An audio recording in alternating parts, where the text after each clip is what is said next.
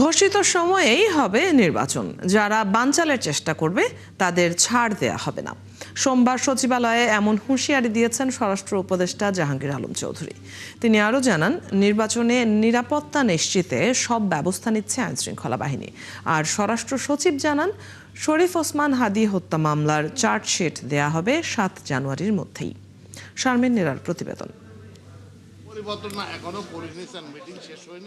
নির্বাচন সামনে রেখে সারা দেশের আইন শৃঙ্খলা পরিস্থিতি স্বাভাবিক রাখতে তৎপর স্বরাষ্ট্র মন্ত্রণালয়। ত্রয়োদশ জাতীয় সংসদ নির্বাচনের সার্বিক নিরাপত্তার প্রস্তুতি। সচিবালয় আইন শৃঙ্খলা সংক্রান্ত উপদেষ্টা পরিষদ কমিটির সভা শেষে উপদেষ্টা জাহাঙ্গীর আলম চৌধুরী জানান, যারা ভোট বানচালের চেষ্টা করবে তাদের ছাড় দেয়া হবে না। যারা নির্বাচন বানচাল চেষ্টা করবেন তারা ব্যর্থ হবেন। এই বিষয়ে আইন শৃঙ্খলা বাহিনীগুলোকে আরও কঠোর হওয়ার নির্দেশ দেওয়া হয়েছে।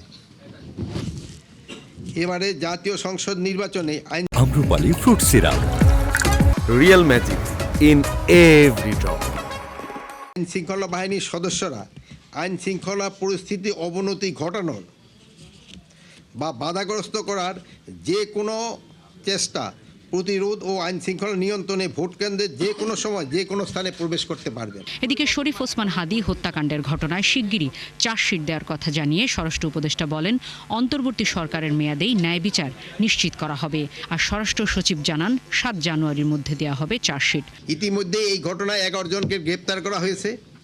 অন্তর্বর্তীকালীন সরকারের এই মামলাটির সর্বোচ্চ গুরুত্ব দিয়ে দেখছেন।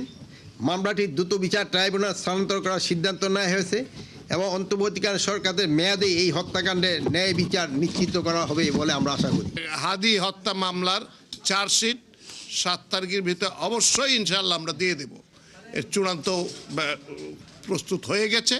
ফাইনাল আমরা দেখাশোনা করে নিচ্ছি, জিনিসটা দেখে এটার ইনশাআল্লাহ ফাইনাল চার্জশিট চলে যাবে। কোনো দলে যেন ফ্যাসিবাদের দোষরদের অনুপ্রবেশ না ঘটে সেদিকে সজাগ থাকার আহ্বান জানান স্বরাষ্ট্র উপদেষ্টা। নাশকতাকারীরা যাতে সুযোগ না নিতে পারে। শারমিন নীরা, 71, ঢাকা।